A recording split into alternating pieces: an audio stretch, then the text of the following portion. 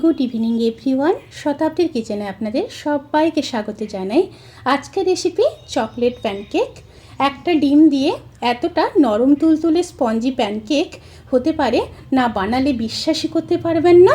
বাচ্চাদের টিফিনে কিংবা বাড়িতে সবার জন্য ব্রেকফাস্টে এই নরম তুলতুলে স্পঞ্জি চকলেট প্যানকেক খুব সহজে বাড়িতে বানিয়ে ফেলতে পারেন। তাহলে চলুন শুরু করা যাক আজকের এই সহজ এবং সুস্বাদু রেসিপি। প্যানকেক বানানোর জন্য আমি প্রথমে একটা ডিম দিয়ে দেব। এবার দিয়ে দেব 1 কাপ চিনি, সাথে 1 চামচ ভ্যানিলা এসেন্স দিয়ে দেব, তাতে করে ডিমের আর স্মেলটা থাকবে না। এবার খুব ভালোভাবে মিশিয়ে নেব। ততক্ষণ পর্যন্ত চিনিটা গুলে না যায় ততক্ষণ পর্যন্ত কিন্তু মিশিয়ে নিতে হবে। খুব ভালোভাবে মিশিয়ে নিয়েছি। এবার একটা স্ট্রেনার নিয়ে নেব। স্ট্রেনারের মধ্যে দিয়ে দেব 1 কাপ ময়দা, 2 চামচ কোকো পাউডার দিয়ে দেব, সাথে দিয়ে দেব 2 চামচ গুঁড়ো দুধ। অবশ্যই দেবেন, গুঁড়ো দুধ দিলে প্যানকেকের টেস্ট খুব ভালো আসে। পরিমাণ মতো লবণ দিয়ে দেব আর বেকিং পাউডার দিয়ে দেব 1 চামচ। এবার খুব ভালোভাবে ছেঁকে নেব। এইভাবে স্ট্রেনারে ভালোভাবে গুঁড়োগুলোকে যদি ছেঁকে নেওয়া যায় তাহলে কিন্তু আর লাম্পস থাকবে না, তাতে করে প্যানকেকগুলো খুবই সফট হবে। এই গুঁড়োগুলোকে ফেলে দিতে হবে। এবার দিয়ে দেব 2 কাপ দুধ। দুধগুলোকে এখানে কিন্তু অতি অবশ্যই আগে থেকে গরম করে নেবেন। গরম করে ঠান্ডা করে নিয়ে তারপর দিতে হবে। আর দিয়ে দেব 2 চামচ সাদা তেল।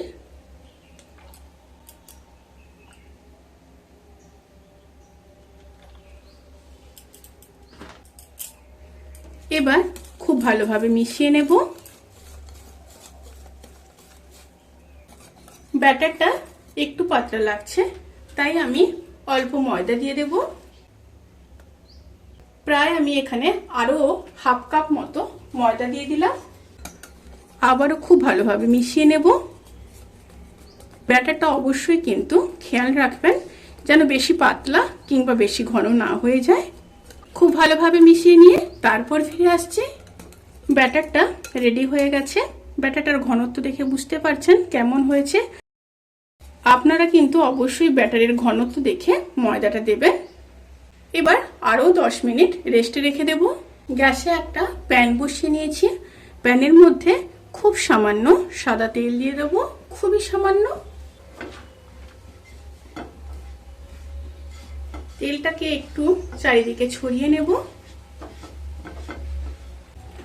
এবার 1 হাতা ব্যাটার দিয়ে দেব।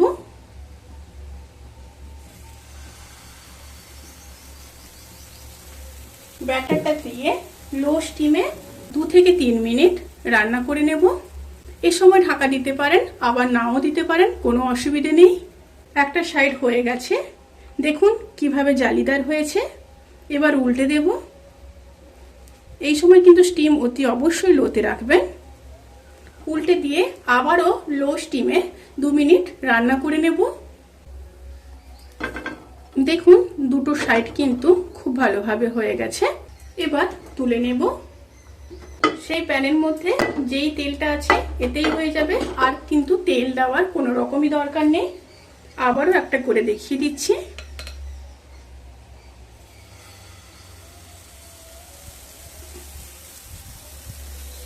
আবারও লো স্টিমে 2 মিনিট রান্না করে নেব। একটা সাইড হয়ে গেছে, এবার আবারও উল্টে দেব। এইভাবে সমস্ত চকলেট প্যানকেকগুলোকে রেডি করে নেব। প্যানকেকগুলো কিন্তু সার্ভ করার জন্য একদম রেডি। রেসিপিটি কেমন লাগলো প্লিজ কমেন্ট করে জানাতে কিন্তু ভুলবেন না। যদি ভালো লেগে থাকে তাহলে সাবস্ক্রাইব করে পাশে থাকা বেল আইকন প্রেস করে নোটিফিকেশান অল করে রাখবেন, তাতে করে আমি যত রেসিপি দেব সমস্ত লিঙ্ক আপনাদের কাছে পৌঁছে যাবে। আপনারা সবাই ভালো থাকবেন, সুস্থ থাকবেন, সাবধানে থাকবেন। আজকের মতো এই পর্যন্ত। পরের ভিডিওর জন্য অপেক্ষা করুন। টাটা।